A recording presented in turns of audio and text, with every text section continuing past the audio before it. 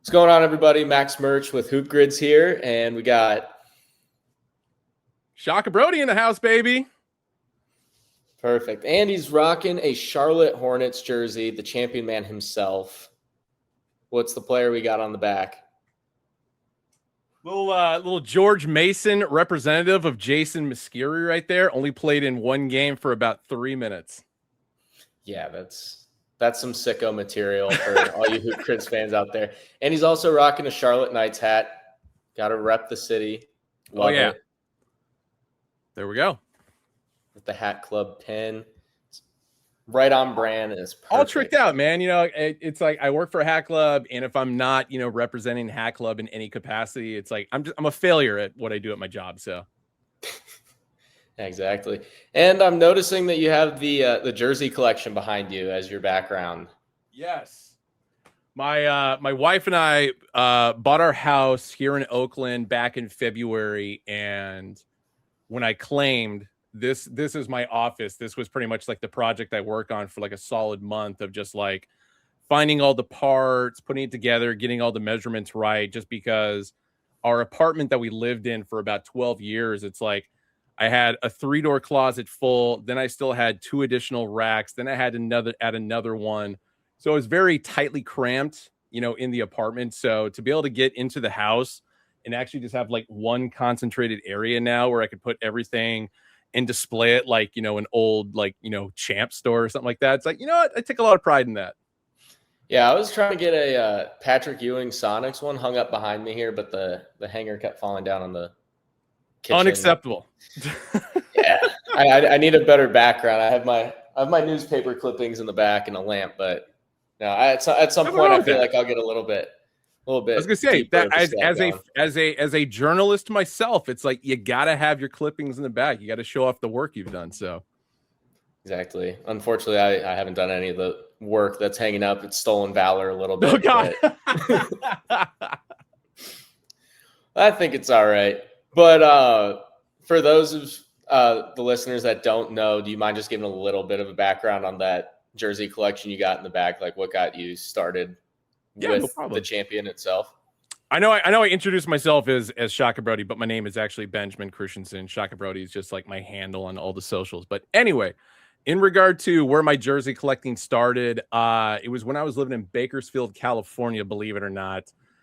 This is back in 1995, and I was born in 83, so it was my 12th birthday, February 5th, 95. And with my birthday money, went down to a store that doesn't exist anymore. It's called Jerry's Dugout at Valley Plaza Mall. If anybody remembers that, I owe you a Coke. But, all the options to choose from. A couple of my friends in elementary school, one of them had a Jason Kidd, a Penny Hardaway, Shaquille O'Neal. So it's like, all right, I got to go outside the box here. I can't be copying them. So, Grant Hill, Duke legend. I was following Duke pretty heavily back then outside of like UCLA and Villanova and stuff like that. And it's just like, all right, he's probably going to get Rookie of the Year this year. So I went and got like the red Grant Hill, royal blue Pistons 33, typeface on the front and the back. And I kid you not, I wore that every day for about 3 months. Just because I thought it was the greatest thing in the world. Definitely my favorite piece of clothing when I was a kid. Just because champion jerseys back then, I just thought, just the same way I kind of feel about hats. It's like it's a wearable piece of art on top of like your fandom for a sport or for a player, for a team, et cetera, et cetera. And so I just, until I can get another one, afford to buy another one, it's like, okay, I'll keep wearing this one until I get another one.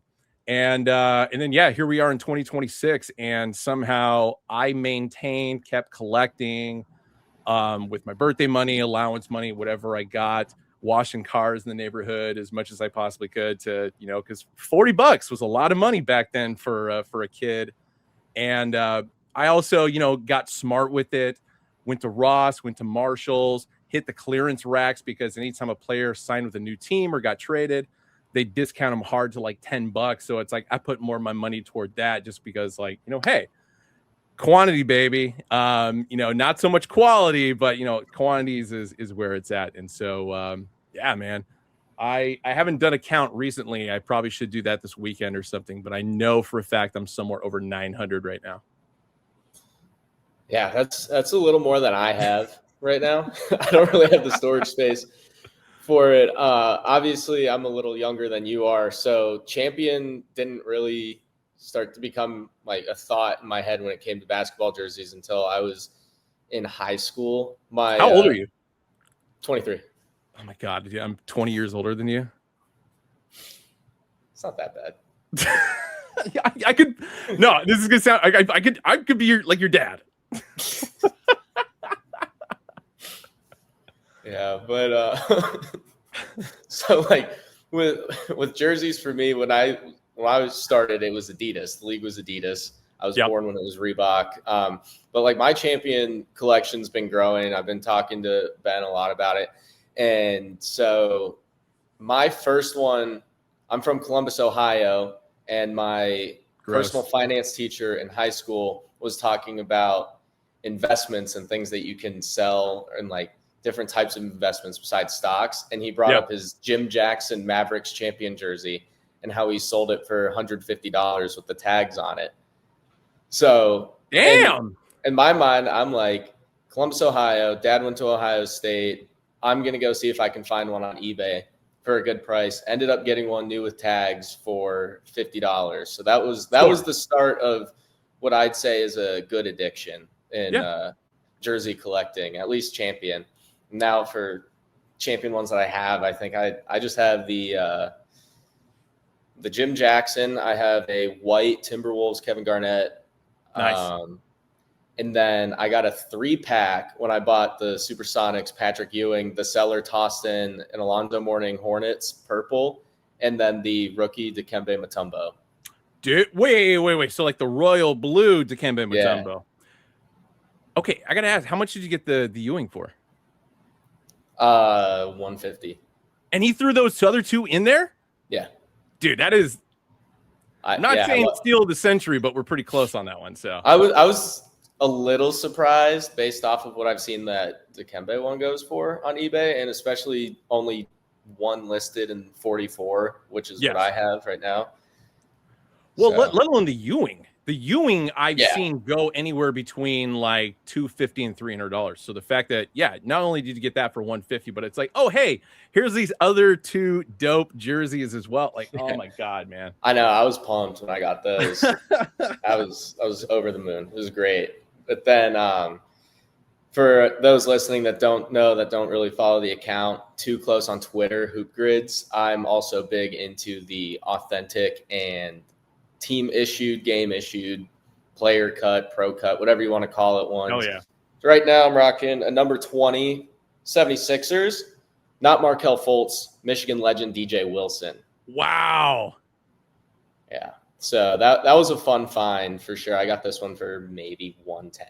Well, I was gonna say, you being an Ohio guy, especially from Columbus, I mean, does your dad give you crap for being an Ohio State alum for even owning that thing? My mom doesn't, because she went to Michigan. I gotta say, sidebar, the fact that you growing up in a household where it's like one is go Buckeyes, one is go blue, and they came together, like there is something about having the opposite, passion for sports in regard to your teams that just brings like couples together, and it's amazing. Yeah. So out of all those jerseys you have behind you, let's say before we go into the next topic, there's a fire in your house, you can only save one. Out of 900 Champion jerseys, which one are you saving? I mean, I gotta say my favorite kid, quote, as you're basically putting it right now. It's actually in a box in the closet just because I need to frame it. It is a game issued pinstripe Reggie Miller autographed. So that's the one, unfortunately, and it is a Champion one because it was like the tail end of, when Champion, had the contract with the NBA. That is the one, just because aside from, Reggie Miller being my favorite player of all time, that one was personally signed by him. I wasn't there when he signed it because he doesn't do a lot of autographs, as I found out as I grew up. but my dad and I used to go to Indianapolis for Pacer games like once or twice a season when they had like back-to-back games. That was always my Christmas present every year. So he had got me that jersey, and then he got in really tight with like the head of PR with the Pacers. And even though Reggie didn't come out to sign it, my dad's like, hey, I'm going to give it to her. She'll take care of it. And sure enough, she did. And they mailed it back. And it was a pretty dope Christmas that year. We'll put it that way. Yeah, that's phenomenal. I think for me, what I have right now at my apartment, I'd probably have to go with the NBA, speaking, the Dwight Howard Adidas that I have that's team issued before they switched over to Nike in the league. Yep. But I do have an Arizona State 1987 Rose Bowl jersey. Dude. So those two I'm taking. That's, yeah. I mean, but let's be real. I mean, thankfully I got a window right here. So I'll be going in and out like Kurt Russell in Backdraft, like just trying to get as many armfuls as I can. So, yeah. Yeah, that's perfect. But so as it comes to jersey collecting and just jerseys in general, I would say that you didn't really see a huge boom in merchandising in the NBA until Champion. Obviously, you had your sand knit back in the 80s, but you don't get what we have today in the merchandising it is today if you don't have Champion. So as someone that was alive during the whole Champion era, what was that like to see all these jerseys just hit store shelves? What was it like for your buddies to get a new Champion jersey? What was it like for you? How did it feel? So there's two sides of the coin on this, which are very interesting, and anybody who, lived throughout the 90s will know exactly what I'm talking about. So back then, Champion got a really bad reputation of being like a Walmart or a Kmart brand, which made zero sense to me considering the fact that it's like Champion, even when they were just doing sweatpants and shirts, it's like it was always very high quality. But just for whatever reason, the brand being an X store just, put this bad stigma on it. So with the jerseys, like I got clowned a lot, despite the fact that it's like my collection kept growing. I kept wearing them every day. People thought I was weird, even though it's like, I'm just like basketball. I just like these jerseys, like big deal. I mean, like, fashion is so subjective to begin with. And so it's like, yeah, I'm some white boy living in, the Central Valley of California, and I'm the only person doing this. And so that was kind of a trip. And because I think it was like around, high school, junior years when I kind of like slowed down on that a little bit. I was still collecting them, but I just wasn't wearing them as often as I used to. Because they'll say nobody else, none of my core friends, the friends that I had mentioned earlier, Casey Langdon and Jeff Frazier are their names, by the way. I ended up buying their jerseys off of them because they outgrew them or they got tired of them. They knew that I liked them. And so blah, blah, blah. But it's hilarious to me that around the time when I kind of like stopped wearing jerseys regularly, so now we're in the early 2000s, and the jersey explosion of like throwbacks within like rap culture and stuff just blew up. And I'm like looking like, did I start this like inadvertently somehow? Because I've been doing this for like 7 years. And then the moment I stop doing it, it finally becomes a big thing. And so at that point, it's like, well, I got to bust them back out of the closet, start rocking them again. And that's when I started seeing like more of a positive shift as far as like, because like all my friends from back then, like they knew this was always my thing. And so for them to like not only see me start doing it again, but then here we are, like I said, 2026, and I'm still doing it. I'm still wearing them, I'm still collecting them. And, I rarely ever throw like an OG label on myself or like an originator for like anything of this nature, but it's just like, truth be told, I mean, I got the photographic evidence to prove it of, being some little kid, run around the track and stuff with a Grant Hill jersey. And so, yeah, glad I never stopped. Yeah, that's great. I mean, I feel like the Champion brand itself is just timeless, Yeah. But then you also have that issue where it's at the top of its game, goes down, and then it didn't really start to get popular again until I want to say like 2016, 2018 for just their sweatpants and sweatshirts. Everybody started rocking it again, and then more people were showing up in the Champion jerseys.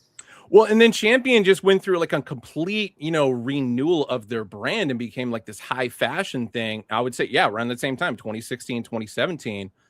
And so, working in the stores for Hat Club at the time, and I'm, coming in every day New Jersey hat combination, and people are just like, dude, where'd you find that? I'm like, bro, I've had this since I was in high school, like not even exaggerating that. And so the positive uptick that kind of came because Champion put themselves kind of back on the map was incredible. And it's not a knock to like other brands like Nike and Adidas. Reebok for that brief period of time when they had the contract was kind of weird because then they started adding the +2 in length, very similar to what Mitchell was doing. So I wasn't really on board with that, just because I like things to fit.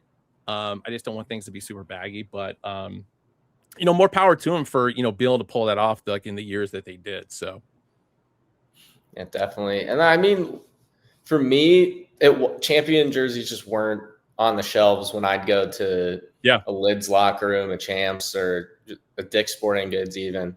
When they had it, I had the Adidas Swingmans. Now the Nike is newer, but my first NBA jerseys that I got for Christmas in like 2012, I think it was. Okay. But it was the white Celtics, Kevin Garnett and Paul Pierce were my first two. That's dope.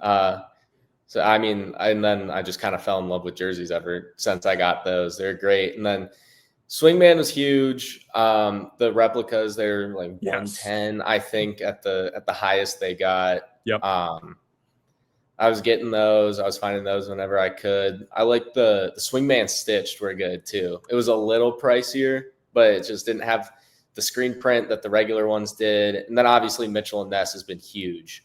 100%. Because originally I really wanted the just like any Celtics jersey or a Raptors even from Mitchell and Ness because I thought it was great. But when I was growing up, they only had the authentics for the basketball.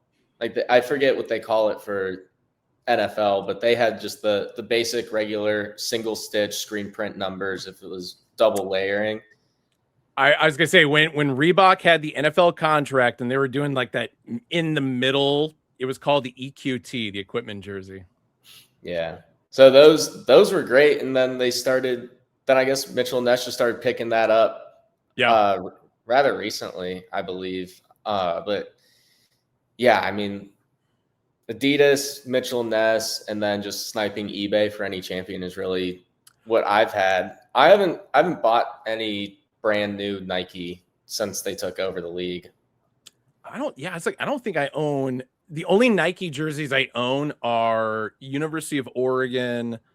I think I have a Villanova one from like years back, but it just had to do with the fact that college licensing went to certain brands. And then, being an Oregon grad, it's like, well, yeah, I'm stuck with Nike for the rest of my life. They're not going to give up their baby. So, and I'm okay with that.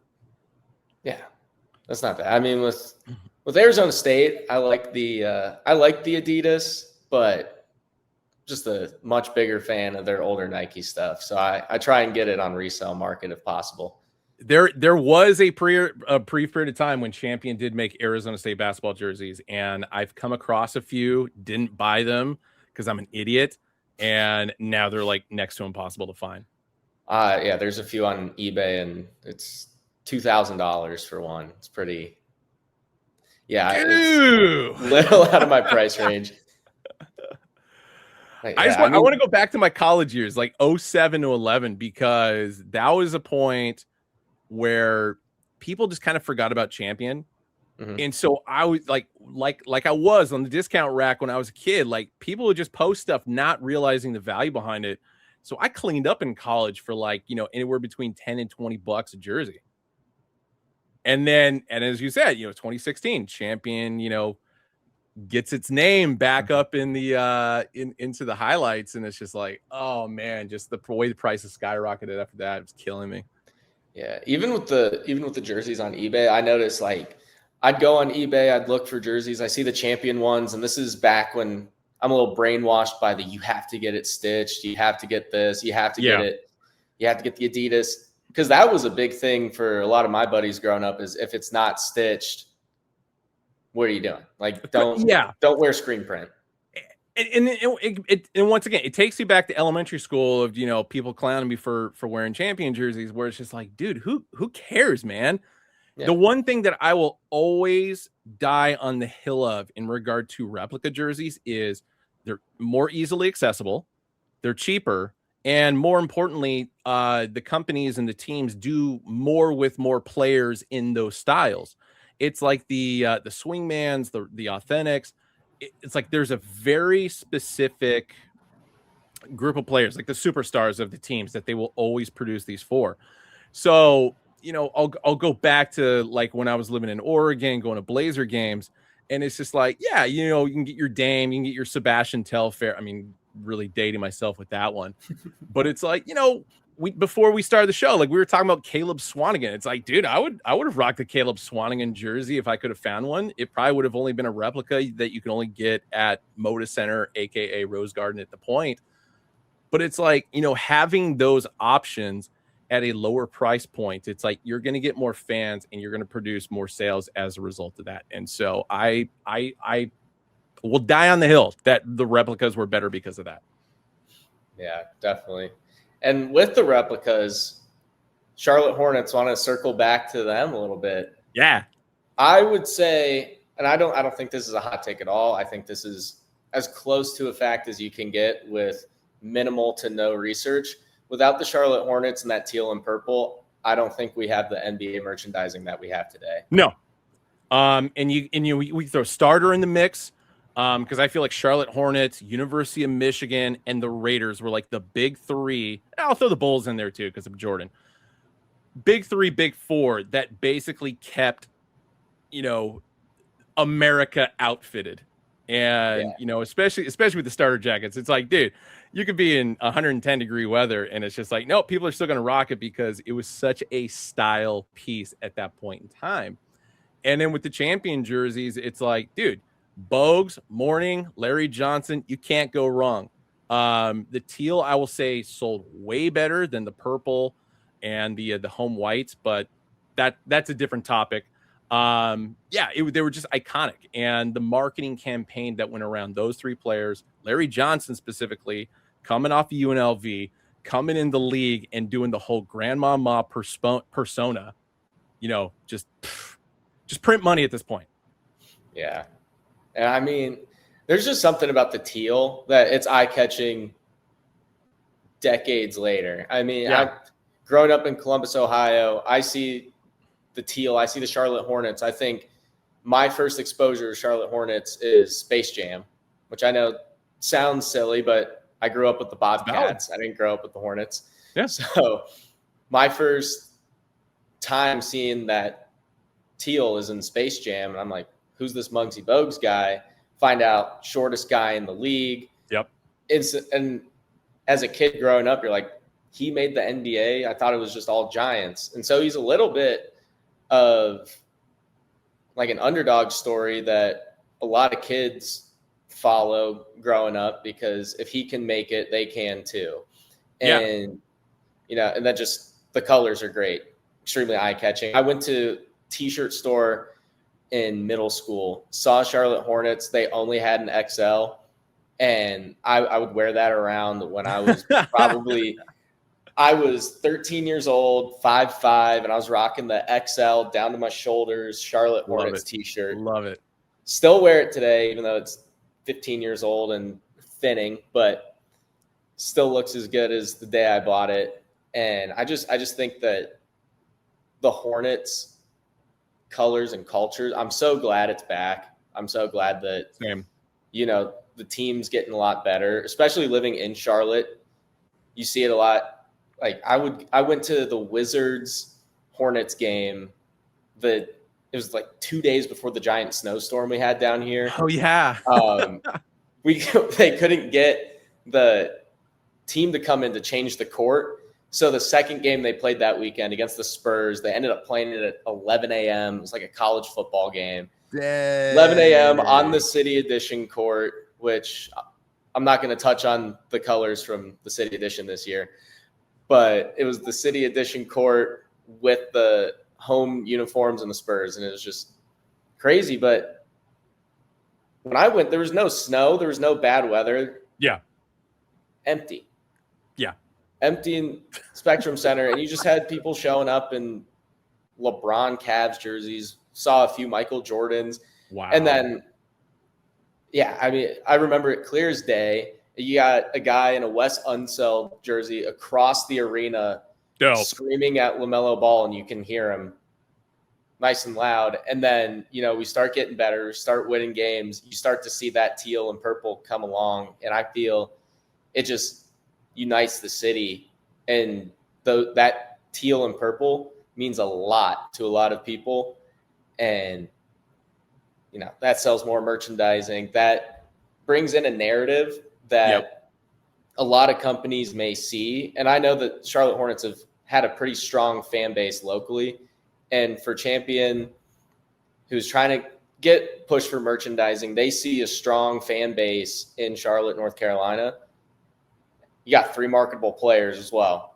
You push it on everybody, then start to do a little release, all that. And then, you got kids in Idaho in the 90s rocking the starter jacket. You show them a map. I don't know if they can find Charlotte. They can even point at it or be close. No dig to people from Idaho in the 90s, but that's true. It's 100% true. And I just say that's a whole different topic, but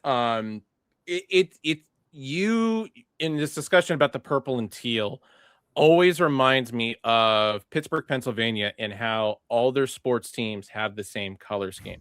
And I wish more cities adopted the same principle. Like Charlotte's close, at least with the Panthers, because it's like if it's a darker teal and black. I mean, throw some purple in there, and kind of bring that nostalgia the same way that the city of Pittsburgh has. Seattle's close. It'll be interesting to see what happens when when the Sonics come back and whatever. It's kind of like the short of it, where it's just like I wish more cities embraced a very specific color scheme that obviously the residents of the cities, the city, the area, the state, whatever, seem to embrace as well. Yeah. And then want to add as well as we move on to our next topic, my first Hornets jersey, Del Curry, but had a fake Mitchell and Ness jock tag. No! Got it from China. So I want to ask you, what are your thoughts? You've already talked about replicas, name brand replicas, but how do we feel about reps from websites like DHgate or AliExpress? I mean, there are so, and I'll say, I'll start with this and I'll end with something else. So why I stick to the Champion ones is because they are so hard to fake. Like, good luck trying to find the right piping, the right style of the mesh jersey, color schemes, because it's like I can, like, there are so few fakes on the market, but I can spot it just because of the 30 plus years of just becoming an expert in this field. And it's just like, so going forward, I mean, yes, like there are Nike fakes, Mitchell and Ness fakes, there were Adidas fakes for like a period of time as well. But what's really interesting is the quality of work that was put into a lot of those is like uncanny. And I mean, if you have a trained eye to spot like the way the tags are and such like that, it's like, okay, yeah, more power to you. But then there's the reality of, because a lot of this stuff is being produced overseas, and this is kind of another aspect of it, whereas like Champion stuff, Mexico, the US, and maybe somewhere overseas, depending on demand and stuff like that.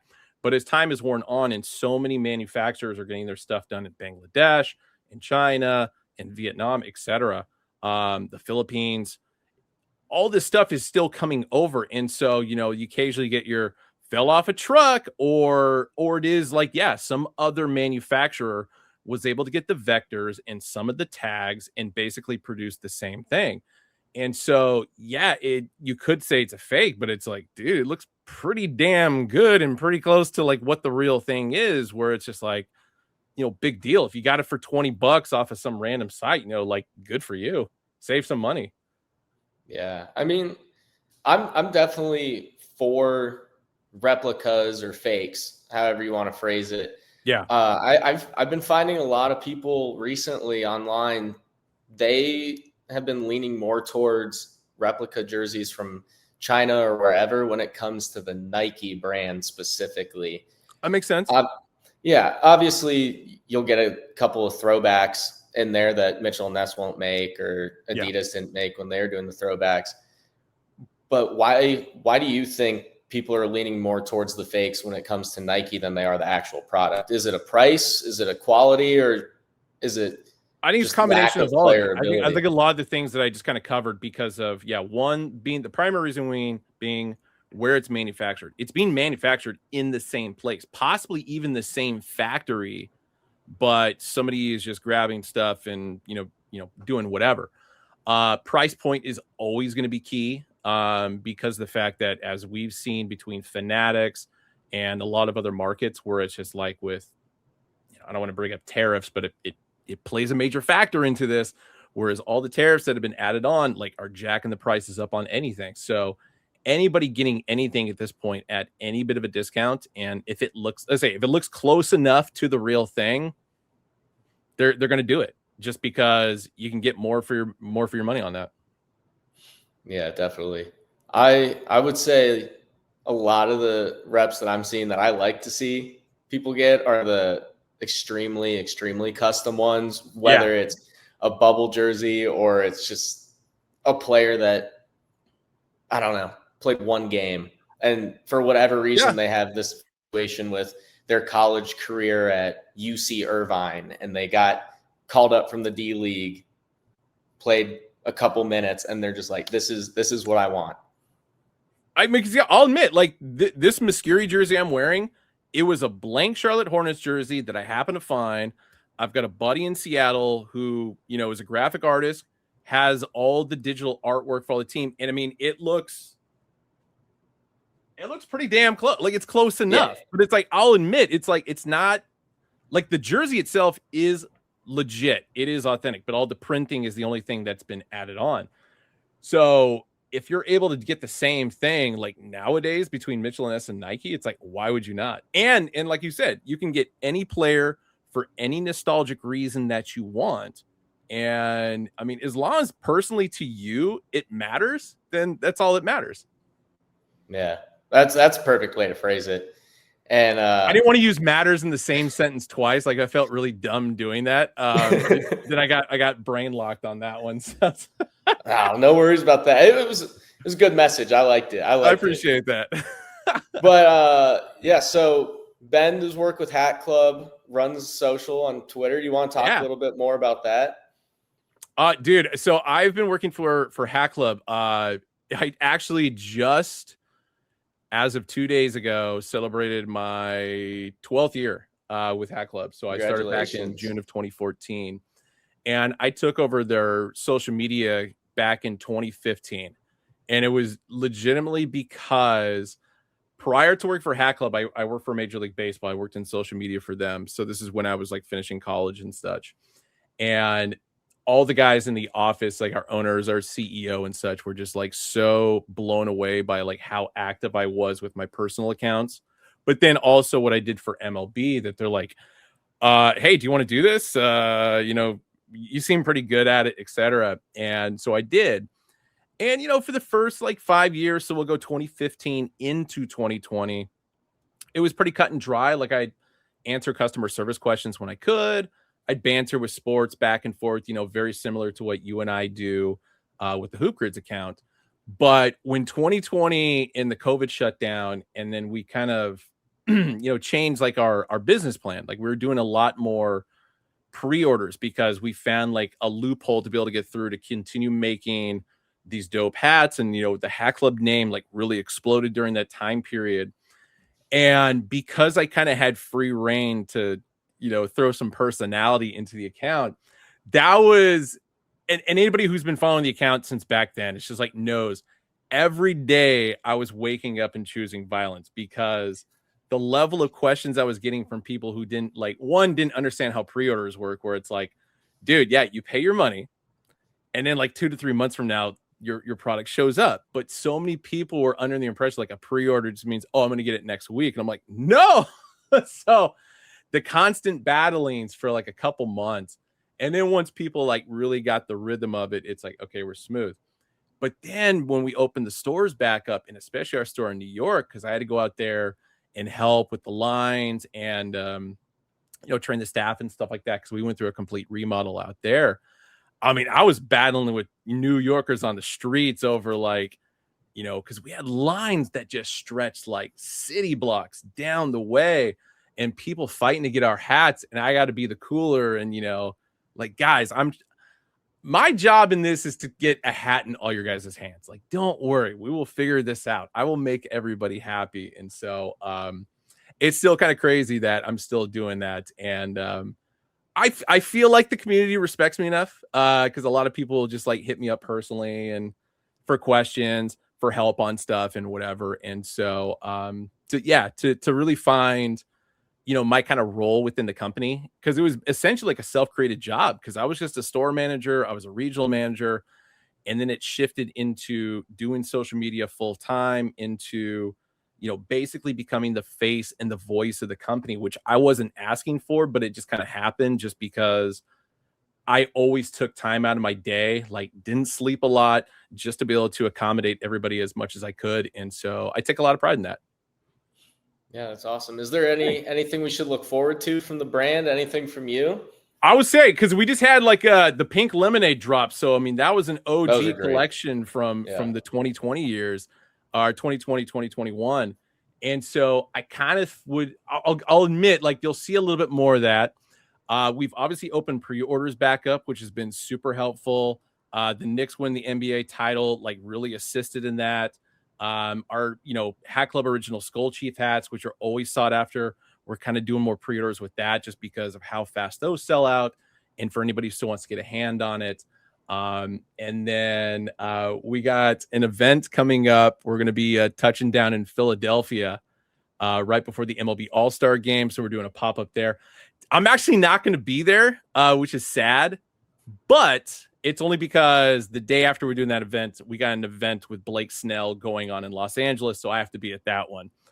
And then aside from that, we just opened a store in Las Vegas, which is crazy because I joke about this. My wife and I are having like serious gambling addictions, but no, we just like to go to Vegas because it's an hour flight away and we like to hang out. So it's kind of nice to be able to do work at the same time. But no, with Hat Club, we always got like some new and crazy stuff going on. And yeah, seriously appreciate everybody who supports, everybody in the community. I love you guys, and I truly mean that.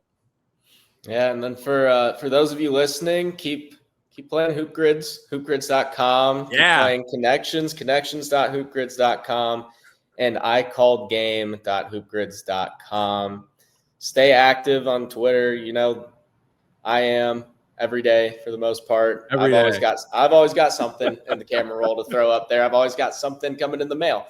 So yeah. Ben, thank you again so much for hopping on. Really appreciate it, and hope to talk to you soon. Oh, 100%. You know where to find me. Yes, I do. All right. Have a good one.